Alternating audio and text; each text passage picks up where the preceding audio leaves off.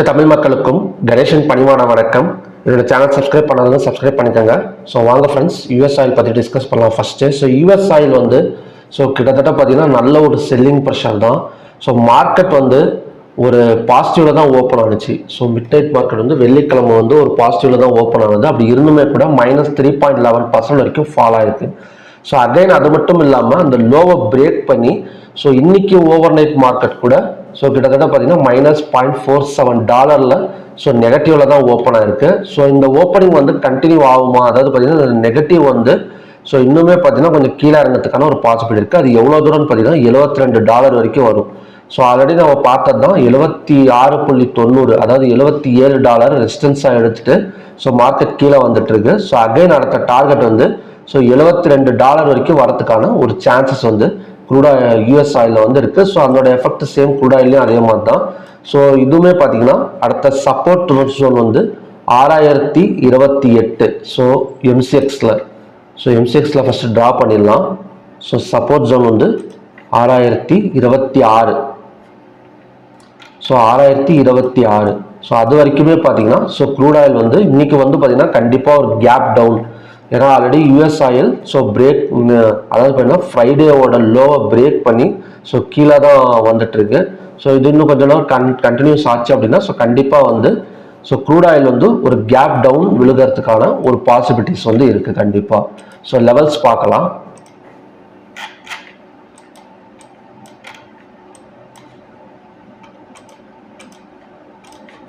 So levels இன்னைக்கு resistance act ஆகக்கூடிய இடம் பார்த்தீங்கன்னா 6360, பிவோட் பாயிண்ட் 6269, சப்போர்ட் 6109. ஸோ நான் ஆல்ரெடி சொன்ன மாதிரி தான் ஃபர்ஸ்ட் கண்டிஷன் படி ஸோ கேப் டவுனில் ஓப்பன் ஆகக்கூடிய ஒரு பாசிபிலிட்டி இருக்குது.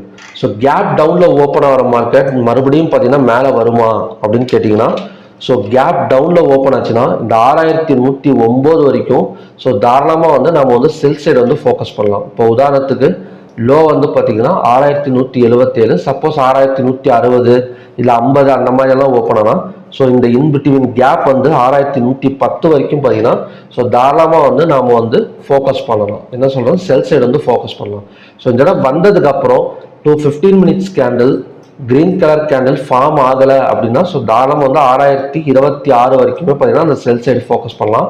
ஸோ இங்கேருந்து எந்த இடத்துல வேணாம், ஏன்னா இந்த இடம் தான் 6109, 6026. ஸோ இந்த இன்பிட்வீன் கேப்பில் எங்கேருந்து வேணால் பார்த்தீங்கன்னா ஸோ மார்க்கெட் அகைன் மேலே வரதுக்கான ஒரு பாசிபிலிட்டி இருக்குது.